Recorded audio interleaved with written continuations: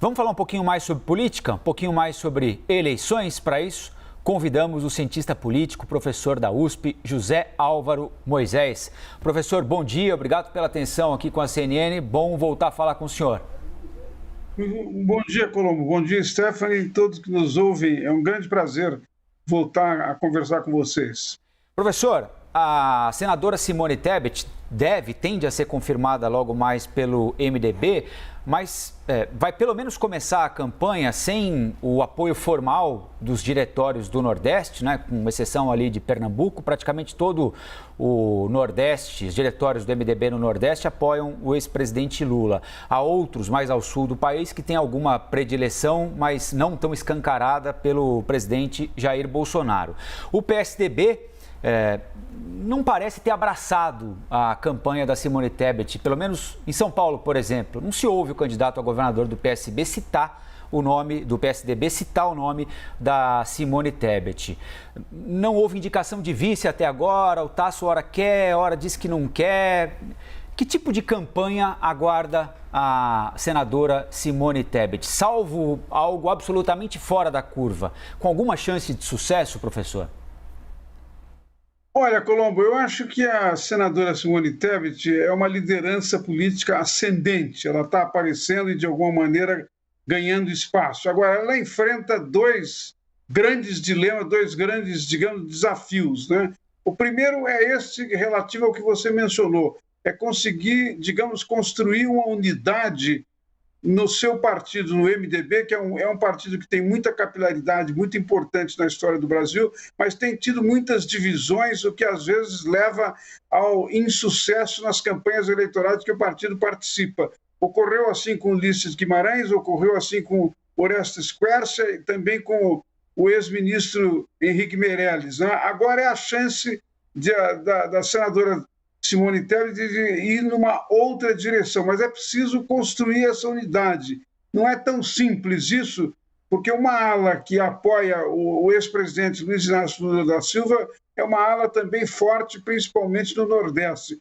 Eu acho que o segundo grande desafio que ela enfrenta é se tornar conhecida e, de alguma maneira, oferecer aos eleitores brasileiros uma alternativa em relação ao que ela tem chamado de polarização. Não apenas ela, mas vários políticos brasileiros e analistas chamam da polarização entre o presidente Jair Bolsonaro e o ex-presidente Luiz Inácio Lula da Silva. Não é, digamos assim, desafios fáceis de serem resolvidos. E eu acho que isto, Colombo, tem relação também com o modo como o sistema partidário brasileiro está organizado. Muitas vezes os partidos, ao invés de estarem, digamos assim, fiéis à sua própria decisão, ao objetivo que tem do ponto de vista político mais geral, que dialoga com os eleitores, acabam, digamos assim, se limitando aos interesses estritamente eleitorais. Não é que sejam ilegítimos os interesses eleitorais, mas se o objetivo neste momento, como Simone Tebet e outros candidatos têm dito, é salvar a democracia brasileira, os esforços todos deveriam ir nessa direção. E parece que não é bem isso que está acontecendo nesse momento, não é? Professor, meu bom dia também para o senhor. Obrigada pela presença, mas nessa tentativa, né, de se tornar uma candidatura viável, como uma terceira via aqui no país, essa dificuldade de organização certamente não ajuda, né? Há tempo hábil, agora faltando 70 dias praticamente para o primeiro turno, de se consolidar uma candidatura de Simone Tebet que ainda nem tem um vice, certo, né? Hoje espera-se que algum nome tome mais corpo, tome mais força. Há tempo hábil para dar musculatura para essa campanha? Olha, Stephanie, é sempre difícil, principalmente quando o timing é muito curto. Agora, a política é imprevisível. Não dá para dizer que é impossível.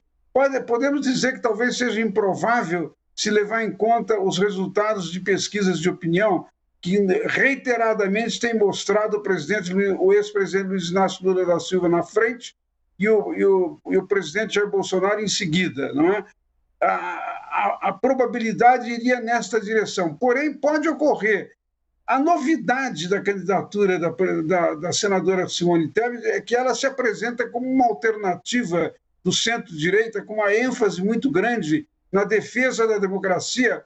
E ela mencionou em algumas entrevistas também a necessidade, a importância que ela vislumbra de enfrentar de uma maneira mais concreta as desigualdades do Brasil.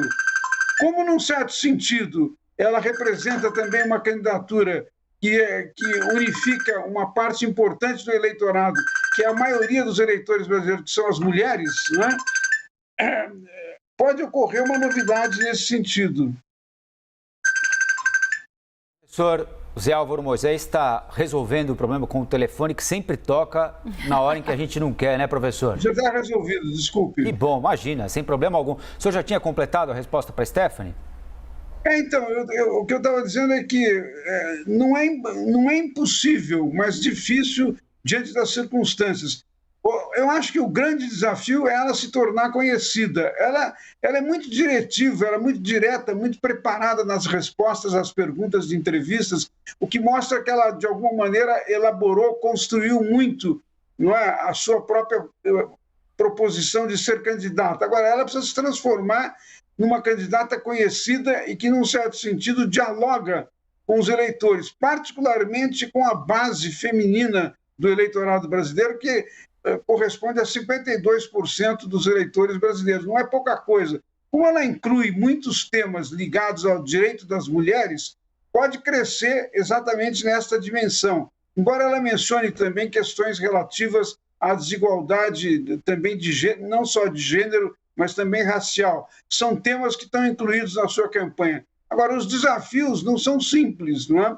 E, num certo sentido, nós vamos presenciar agora, se nas convenções de hoje, do MDB, do PSDB e do Cidadania, se ela for confirmada, como parece que será, a grande questão é como, digamos, sinalizar para os eleitores que existe uma novidade no ambiente político e na disputa eleitoral deste ano, que, aliás, tem algumas características completamente excepcionais. É a primeira vez que você tem um presidente e, ao mesmo tempo, um ex-presidente disputando.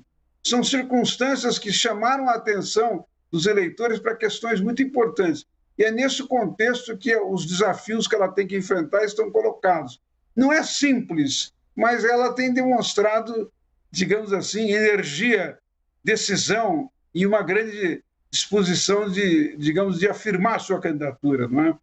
Professor, lá no começo do ano, final do ano passado, né, havia uma compreensão quase que generalizada de que havia uma estrada para ser percorrida por alguém que não fossem Lula ou Bolsonaro, né? Aquele eleitor que estava disposto a encarar uma novidade, percorrer a via do centro. Tanto é assim que, como a nossa repórter acabou de lembrar lá em Brasília, esse grupo de partidos se autodenomina o Centro Democrático, né? E eles sempre diziam, olha, tem estrada, tem caminho, tem eleitor que quer.